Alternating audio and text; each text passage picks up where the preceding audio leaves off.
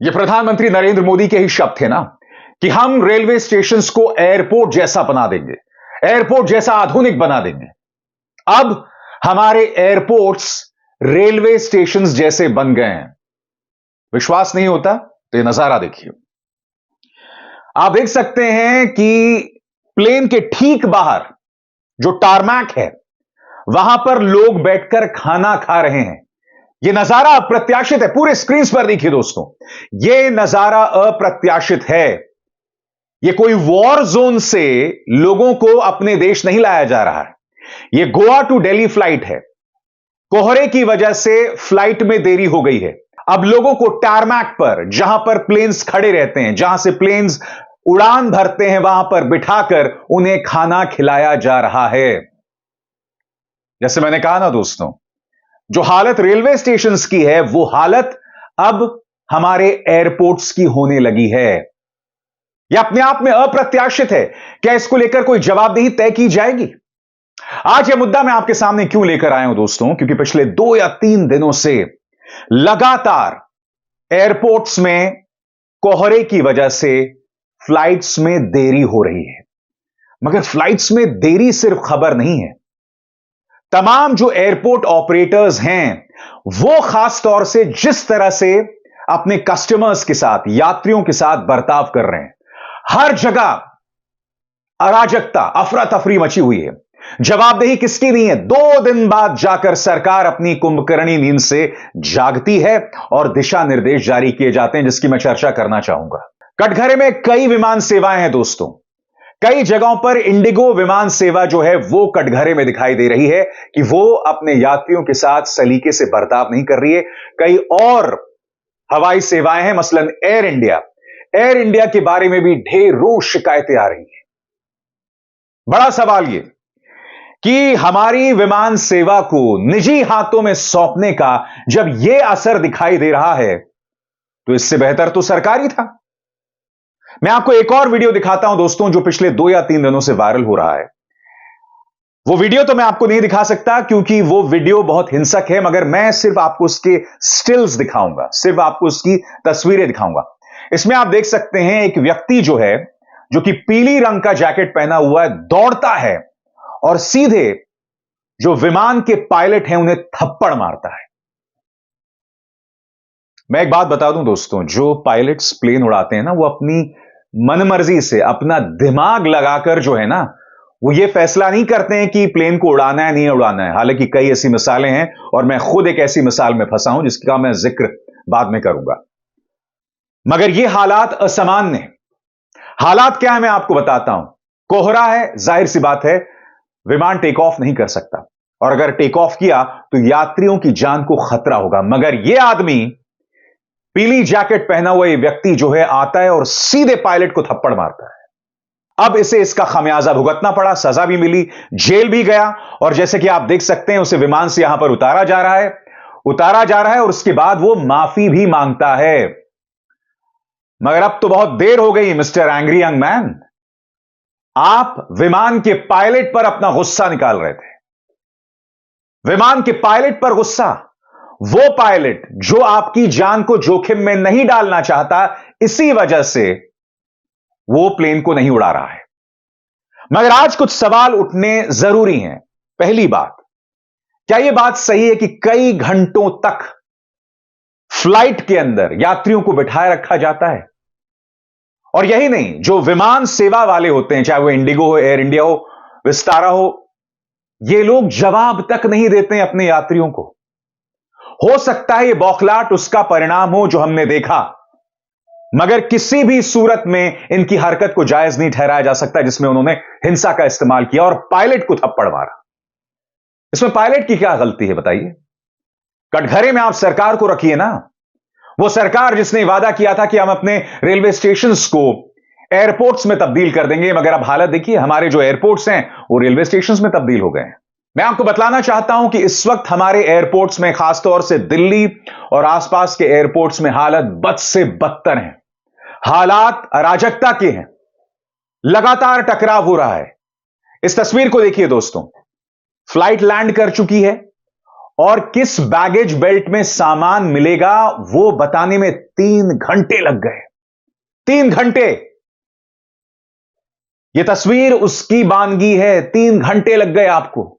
और आप सोच सकते हैं कि यात्रियों को आगे जाना होगा, उन्हें घर जाके जरूरी काम होगा, मगर 3 घंटे लग गए उन्हें यह बताने में कि बैगेज बेल्ट जो है कौन सा है जहां पर आपका सामान आएगा। सुपर्णा, जो कि एक जमाने में एनडीटीवी से जुड़ी हुई हैं, उन्होंने इस जानकारी को साझा किया है। वो क्या कह रही हैं दोस्तों, मैं आपको पढ़ के सुनाना चाहता हूं। Chaos at T3 last night. T3 यानी कि टर्मिनल 3, वहां पर अराजकता थी. Took 3 hours after landing to get a baggage belt assigned to our flight. Despite the mess being a headline all day, not a single bureaucrat or senior official was present at the airport. Amazing. Suparna Singh बता रही हैं कि T3 में जबरदस्त अराजकता थी। यह तस्वीर देखिए। वो ये भी बता रही हैं कि उसी दिन इतना बवाल हुआ, उससे एक दिन पहले इतना बड़ा बवाल हुआ, बावजूद इसके जब यह अराजकता मची हुई थी तो एक भी नौकरशाह, एक भी अधिकारी वहां मौजूद नहीं था। इसका मतलब क्या हुआ? इसका मतलब यह हुआ कि आपने हमारे एयरपोर्ट्स को रेलवे स्टेशन में तब्दील कर दिया है, क्योंकि इसी तरह की अराजकता हम अपने रेलवे स्टेशन में देखते हैं। आखिर क्यों, मैं समझना चाहता हूं। क्या वजह है? क्या ज्योतिरादित्य सिंधिया से सवाल नहीं किए जाएंगे? या फिर जिस तरह से मीडिया ने अश्विनी वैष्णव को इतनी सारी दुर्घटनाओं के बावजूद बचाने का काम किया है, उसी तरह से ज्योतिरादित्य सिंधिया को भी बचाया जाएगा? यह सवाल बहुत जरूरी है, उठना भी बहुत जरूरी है यह सवाल। मैं आपको बतलाना चाहूंगा कि अब जाकर सरकार जो है, नागरिक उड्डयन मंत्रालय जो है, वो अपनी कुंभकर्णी नींद से जागी है और उन्होंने कुछ दिशा निर्देश जारी किए हैं जो इस वक्त यहां पर आने वाले हैं। ध्यान से इन पर गौर कीजिएगा, मैं आपको पढ़ के सुनाने वाला हूं। फ्लाइट की देरी के संबंध में यात्रियों को व्हाट्सएप, एसएमएस या ईमेल के जरिए जानकारी दी जाएगी। दरअसल डीजीसीए के जो प्रमुख हैं अमित गुप्ता, उन्होंने दिशा निर्देश जारी किए हैं कि जैसे ही कोई फ्लाइट डिले होती है, तुरंत आप व्हाट्सएप के जरिए, एसएमएस के जरिए तमाम यात्रियों को जानकारी दें, ताकि वो लोग एयरपोर्ट ना पहुंच जाएं और वहां पर भीड़ ना मचनी शुरू हो।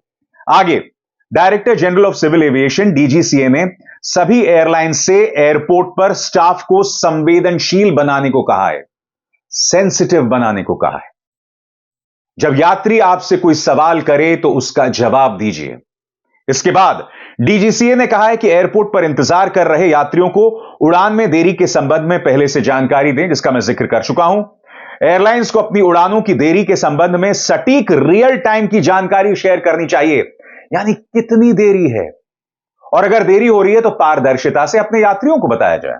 आगे फ्लाइट में देरी, कैंसिल होने की जानकारी प्रभावित यात्रियों को एसएमएस, व्हाट्सएप और ईमेल के जरिए एडवांस में देनी होगी। एयरपोर्ट पर एयरलाइन स्टाफ को ठीक तरीके से कम्युनिकेट करने और उड़ान में देरी के बारे में यात्रियों को गंभीरता के साथ सही वजह बताना जरूरी है।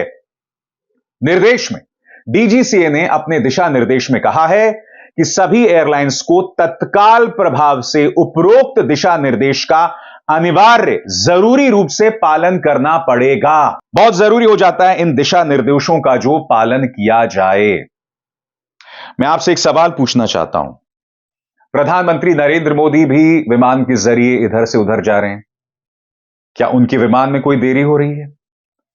उनकी फ्लाइट तो बहुत आसानी से लैंड कर रही है ना। तो मैं समझना चाहता हूं कि आम यात्री ये क्यों भुगत रहा है। ट्विटर के अंदर एक यूजर ने एक फ्लाइट रडार पेश किया था। उस फ्लाइट रडार में उसने यह दावा किया था कि भाई कई रनवेज होते हैं और उन तमाम रनवेज में सिर्फ एक रनवे का इस्तेमाल हो रहा है। रनवे का मतलब वो जमीन जिसके जरिए फ्लाइट्स जो है टेक ऑफ करती हैं और लैंड करती हैं। अब इस ट्विटर यूजर का दावा है कि भाई सिर्फ एक ऑपरेशनल थी, सिर्फ एक का इस्तेमाल हो रहा था, बाकी 3 का इस्तेमाल नहीं हो रहा था। नागरिक उड्डयन मंत्रालय ने इसे सिरे से खारिज कर दिया है कि ऐसी कोई बात नहीं है। उन्होंने बाकायदा फ्लाइट रडार पेश किया है। हकीकत क्या है दोस्तों, हम नहीं जानते, मगर अगर देरी हो रही है, इतनी दिक्कत पेश आ रही है, तो स्वाभाविक सी बात है कि नागरिक उड्डयन मंत्रालय यानी ज्योतिरादित्य सिंधिया अपना काम नहीं कर रहे हैं। अब अगर कोई काम नहीं कर रहा है तो किसका काम है उन्हें कटघरे में रखना? किसका काम है उनसे सवाल करना? मीडिया का काम है। मगर क्या मीडिया इसको लेकर सवाल कर रहा है? बिल्कुल नहीं कर रहा है। मीडिया कैसे करेगा? मीडिया के मुताबिक तो देश में अमृतकाल चल रहा है, देश में रामराज्य चल रहा है, तो स्वाभाविक सी बात है, इनसे सवाल नहीं होगा। मगर एयरपोर्ट्स में लोगों को मुश्किलात का सामना करना पड़ रहा है। पारदर्शिता की सख्त कमी है। अब भी आपको समन्वय कायम करने की जरूरत है और उसकी सख्त कमी दिखाई देती है। और हां, मैंने कुछ देर पहले आपसे कहा था दोस्तों कि किस तरह से पायलट्स अपनी मर्जी से काम नहीं करते, मगर मैं आपको अपना एक तजुर्बा बताना चाहता हूं। साल 2018 दोस्तों, एयर इंडिया, और उसको लेकर मैंने बाकायदा रिपोर्ट की थी फ्लाइट के अंदर खड़े होकर। खबर क्या थी आप जानते हैं? उसमें जो अचानक जो पायलट था दोस्तों, उसे लगा कि मेरी जो शिफ्ट है वो खत्म हो गई है। अब शिफ्ट खत्म हो गई है तो मैं 15 मिनट एक्स्ट्रा काम नहीं करूंगा। लिहाजा उसने कहा कि भैया मैं तो फ्लाइट नहीं उड़ाने वाला हूं। नतीजा यह हुआ दोस्तों, घंटों तक लोगों को विमान में बंद करके रखा गया। कोई जवाबदेही नहीं थी, कोई सवाल का जवाब नहीं दे रहा था। यह 2018 यानी कि आज से 5 साल पहले की रिपोर्ट थी। आइए उसकी एक झलक देखते हैं, जो रिपोर्टाज मैंने की थी, आपकी स्क्रीन पर देखते हैं। इस वक्त मैं एयर इंडिया में मौजूद हूं। ये फ्लाइट जिसे 10 बजे उड़ना था मगर अब तक नहीं उड़ पाई है। यहां लोग जो बैठे हैं बेतहाशा परेशान हैं, मगर एयर इंडिया के पास इस बात का कोई जवाब नहीं है। आप देख सकते हैं बच्चे यहां रो रहे हैं, लोग यहां परेशान हैं। आप बताएंगे क्या हो रहा है मैडम तब से? इतनी देर से पागल बना रखा है, ना तो दरवाजा खोल रहे हैं, बार बार कहते हैं हम ट्राई कर रहे हैं, हमारी जान लेने का ट्राई कर रहे हैं। नहीं, और सबसे ज्यादा लोगों को तकलीफ ये है। जी, कुछ बोलना चाहते हैं आप? क्या? Yes, please do as early as possible. People are totally suffocating, है ना? आप ये कहाँ पे कर रहे हैं? मैं आपको बता रहा हूँ कि 2 या 3 बार हो चुका है, प्लेन को शुरू करने की कोशिश की गई है मगर कुछ हो नहीं रहा है। लोग यहाँ परेशान हैं, बच्चे रो रहे हैं, मगर यहाँ पे किसी तरह की कोई पारदर्शिता नहीं है, कोई ट्रांसपेरेंसी नहीं है। यहाँ कोई कुछ नहीं कह रहा है। हालात आप देख सकते हैं यहाँ पे, कब से लोग खड़े हुए यहाँ पर। नहीं कर सकते। क्या आपको क्या बोला गया बताइए? कह रहे हैं अभी देखते हैं, 5 मिनट लगेंगे, 5 मिनट लगेंगे। अब तो कोई भी कोई क्रू मेंबर नहीं है हमारी हेल्प करने के लिए। सबको ब्रीथिंग डिफिकल्टी हो रही है, कोई क्रू मेंबर नहीं आ रहा। बाबा कह रहे हैं we are trying doing nothing, और सब गायब यहाँ पे। आप देखो, आप दिखाओ यहाँ पे कोई क्रू मेंबर नहीं है हमारी। बिल्कुल आप देख सकते हैं यहाँ पे कोई क्रू मेंबर नहीं है। हालात यहाँ पर, लोग यहाँ बीच में खड़े हुए हैं, किसी को कोई परवाह नहीं है। बिल्कुल एयर इंडिया जिस तरह से भारत सरकार चल रही है ना, वही एयर इंडिया की हालत। आप देख सकते हैं लोग यहाँ पे खड़े हुए हैं, बच्चों को परेशान। ये देखिए इस बच्चे को बेचारे को कपड़े तक उतारने पड़ रहे हैं। क्योंकि आप देखिए, किसी की प्रॉब्लम को कैमरे पर दिखाने का मकसद नहीं है, मगर आप देख सकते हैं ये मजाक बना रखा है इन लोगों ने। बिल्कुल मजाक बना रखा है। अटेम्प्टिंग की हम ट्राई करते हवा करने के काम में at least we are ground, that's why we saved, now we can't fly in this. नहीं, अब ये प्लेन 2 बार चल के बंद हो चुका है। अब आप सोचिए ऐसे प्लेन में कोई कैसे ट्रैवल कर सकता है। हाल में आप जानते हैं प्रॉब्लम्स भी हुए थे और there is no communication. And they told us initially that we will start, and after that they didn't start, and all of a sudden light switched off, and we didn't know any idea. And I think for 30 or 35 minutes there was no light, no AC, and it was so suffocating. Still no AC. They were not responding to anything. A lot of people. अभी कोई AC नहीं है मेरे ख्याल से। अभी कोई AC नहीं है। वाकई मेरे साथ आज तक ऐसा तजुर्बा नहीं हुआ है, मगर आप देख सकते हैं लोग खड़े हैं, लोगों को प्रॉब्लम्स हैं, मगर यहाँ किसी को कोई परवाह नहीं है। कब यहाँ लोग गायब हो गए हैं, एयर इंडिया के लोग कहाँ गायब हो गए हैं, किसी को कुछ नहीं पता है।